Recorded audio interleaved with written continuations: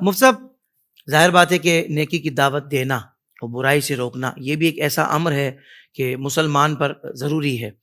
تو ذہن بنتا ہے کہ یار ہم بھی کسی کو دین کی طرف مائل کریں، اس کو قریب کریں، تو آخر وہ کون سا طریقہ کار ہے جو اختیار کیا جائے کسی کو دین کی طرف مائل کرنے کے لیے؟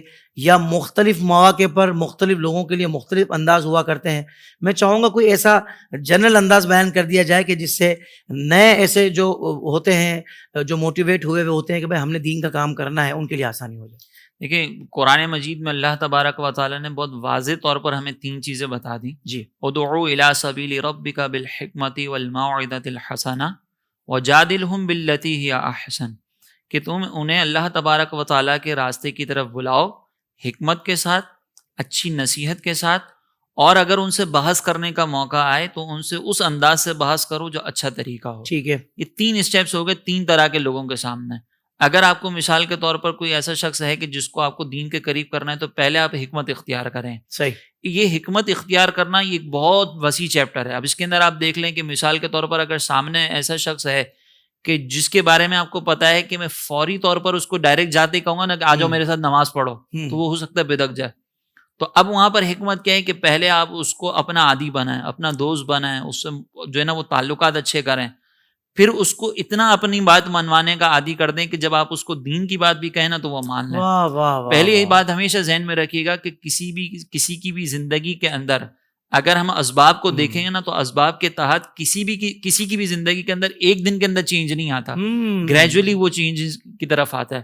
ہو سکتا ہے آپ نے آج اس کو نماز کی ترغیب دی تو وہ آج ایک نماز پڑھے گا، اگلے دن چھوڑ دے گا، پھر تیسرے دن پڑھے گا، پھر چوتھے دن چھوڑ دے گا.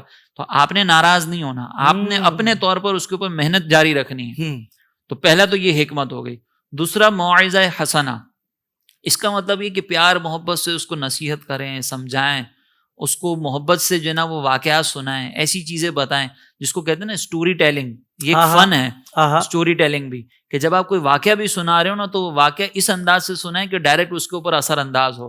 تو آپ پھر اس کو موعظہ حسنہ کے ذریعے بلائیں. بالفرض اگر کوئی آپ کو سامنے ایسا مل گیا کہ جو آپ سے بحث کرتا ہے، تو جب آپ سے کوئی بحث کرے نا تو اس میں چڑچڑا پن نہیں آنا چاہیے آپ کے اوپر کہ تم مجھ سے بحث کر رہے ہو، تمہیں تو دین کا کچھ بھی نہیں پتا. یہ انداز اختیار نہ کریں. اللہ نے فرمایا وَجَادِلْهُمْ بِالَّتِي هِيَ أَحْسَنُ. اس کا مطلب یہ ہے کہ آپ اس کو دلائل دیں، دلیل سے سمجھیں. اگر آپ کے ذہن میں دلیل نہیں ہے تو آپ اس کو یہ کہہ دیں کہ یار دیکھو ابھی میرے ذہن میں دلیل نہیں ہے، لیکن میں آپ کی بات کا جواب علماء سے پوچھ کے ضرور دوں گا. ناراض ہونے کی ضرورت نہیں کہ میں اس سے جو نا وہ دب گیا. آپ اللہ اور اس کے رسول کے دین کا پیغام پہنچا رہے ہیں تو اچھے انداز سے پہنچیں.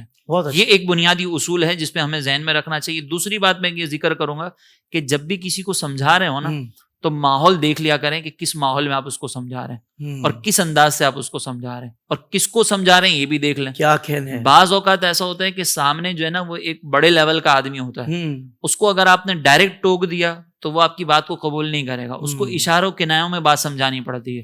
اس نے اگر کوئی جملہ غلط کہا ہے تو آپ اس جملے کی اصلاح جو ہے وہ باتوں باتوں میں کریں اور اس انداز سے کریں کہ اس کو سمجھ میں آئے. اس کے علاوہ بھلے کسی کو سمجھ میں نہ آئے لیکن اس کو سمجھ میں آ جائے کہ میں تمہیں ہی مخاطب کر کے کہہ رہا ہوں. اور اسی طریقے سے کہاں سمجھانا ہے. جیسے مثال کے طور پر ہمارے یہاں پر آپ نے دیکھا ہوگا بعض اوقات والد صاحب جو وہ اپنی اولاد کو سمجھانے لگ رہے ہوتے ہیں تو وہ سب کے سامنے شروع ہو جاتے ہیں یہ میرا بیٹا دیکھو نکما، تم نے پھر نماز نہیں پڑھی نا، 10 دفعہ تمہیں کہا ہے نماز پڑھ لیا کرو ٹائم پر، سستی کر رہے ہو. تو یہ کبھی بھی جو ہے وہ آپ کی اصلاح کو قبول نہیں کرے گا، اس انداز سے کی جانے والی اصلاح کو. تو کہاں سمجھا رہے ہیں یہ بھی دیکھ لیں اور اپنا انداز کیا ہے وہ بھی دیکھیں. تو یہ ساری چیزیں اگر آپ کے اندر آ جائیں گی نا تو آپ ایک اچھے مبلغ بن سکتے ہیں. دوسرا پھر آپ کے پاس علم بھی پختہ ہونا چاہیے، اپنا عمل بھی ہونا چاہیے، تاکہ آپ جب کسی کو قولی طور پر دعوت دے رہے ہو نا تو آپ کے عمل سے نظر آنا چاہیے کہ آپ اپنی بات کی خلاف ورزی نہیں کر رہے. تو انشاءاللہ اگر مستقل محنت کریں گے کسی کے اوپر تو وہ یقیناً آپ کے قریب بھی آئے گا، آپ کا دوست بھی بنے گا، آپ اس کو محبت دیں گے اور آپ اس سے پیار سے بات کریں گے تو وہ انشاءاللہ دین کے قریب بھی آ جائے گا. سبحان اللہ سبحان اللہ.